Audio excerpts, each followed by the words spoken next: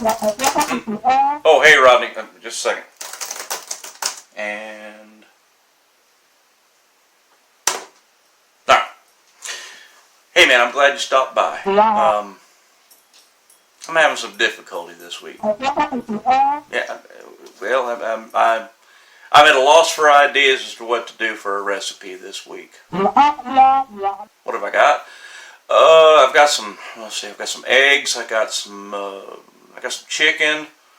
I got some coconut. Oh. Yeah. Air fryer coconut chicken bites. Son, I'm in. Let's get after it. Stick around, I'm going to show you how.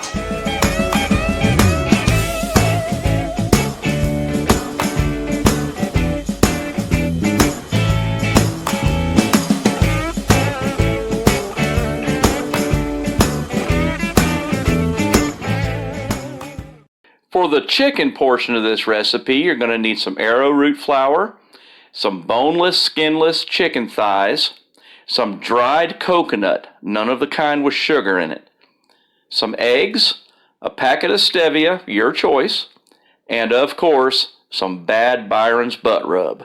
For the dipping sauce, we're going to need some horseradish, some yellow mustard, and some no sugar added orange marmalade. Be very careful, read the label. Don't get any of that sugar-free stuff because it's going to have artificial sweeteners in it. If it says no added sugar, check to make sure it says fruit juice sweetened. So here we are at the cutting board. I've already processed 4 of the 5 thighs. This is about the size you're going to want these things to be. And you want them to be a consistent size, otherwise you're going to wind up some undercooked, some overcooked, and then you'll have to really cook hard the ones that undercooked, and it will burn the top of the coconut coating. So that right there is going to be about the optimum size you want. Now that's all done. That right there is 5 chicken thighs, skinless and boneless. So the next step in this process is going to be reducing the size of this coconut. If you take a look at that coconut, it's long and stringy, and it's dried coconut, so it's going to process down rather easily, but you've got to make this just a little bit smaller, otherwise your chicken bites will look like porcupines. So you're going to want this processed down to somewhere between powder and what it is currently. Let me go get the food processor. Okay, so we're going to put in the coconut.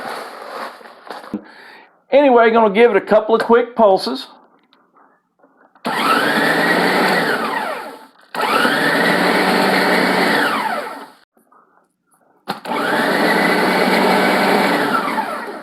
Until we got it looking like this. Make sure there's no real big stringy bits. Take a look. This is what we want it to look like.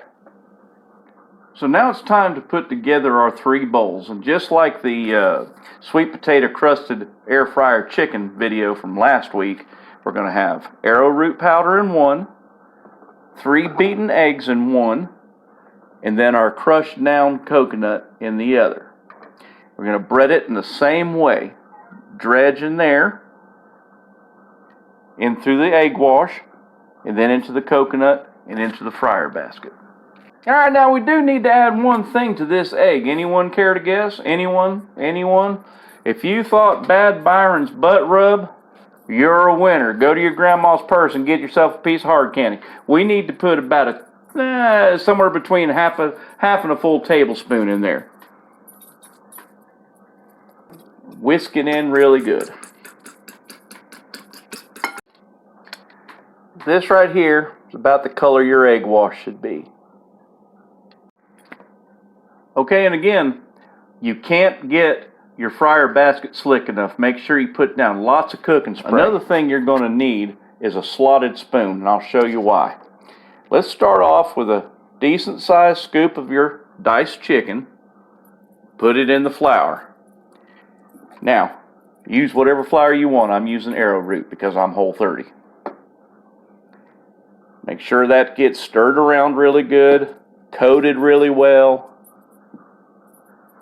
Then we'll take and, like Taylor Swift says, shake it off. Like I don't hear that song enough down at the Waffle House. Anyhow, we'll take our bits and put it in the egg.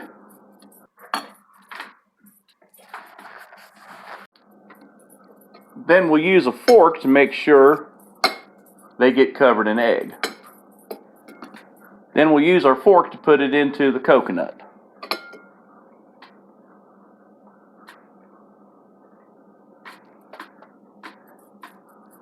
And again, we'll use our slotted spoon to make sure it gets plenty of coconut over it.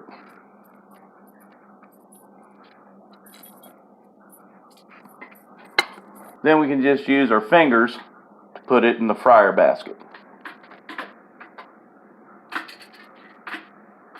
I'm going to try this go around to not put anything in this center bit for a couple of reasons.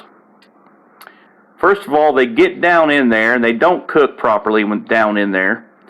And secondly, they get stuck like crazy down in there. That's not no guarantee that it's not going to get stuck elsewhere, but it definitely gets stuck in there. You see how well coated these things are?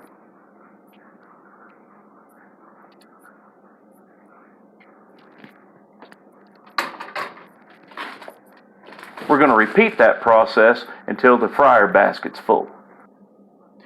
Now into the fryer basket. We're going to put them in the fryer for about 7 minutes. Check it at 6 at 390 degrees. We're not going to flip them. We're just going to let them cook and then check them at 6 minutes and make sure that they're not getting scorched or anything like that, but also to make sure they're good and crispy. If they're not cooked all the way through by then, let them go that extra minute. All right, we're down to 1 minute.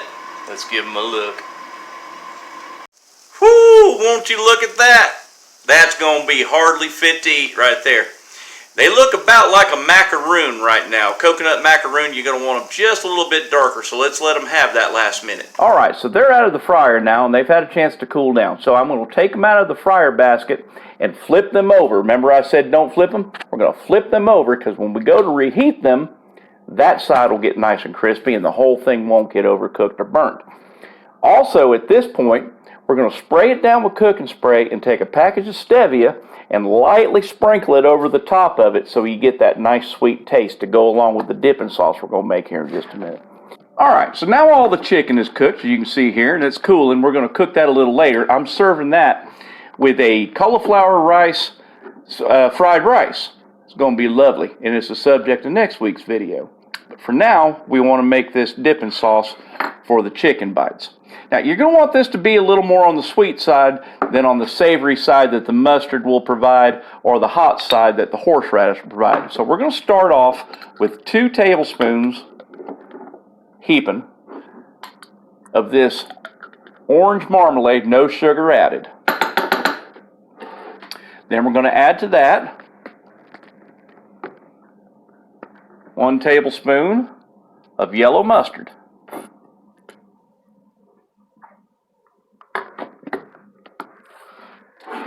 Then to that, we're going to add about half.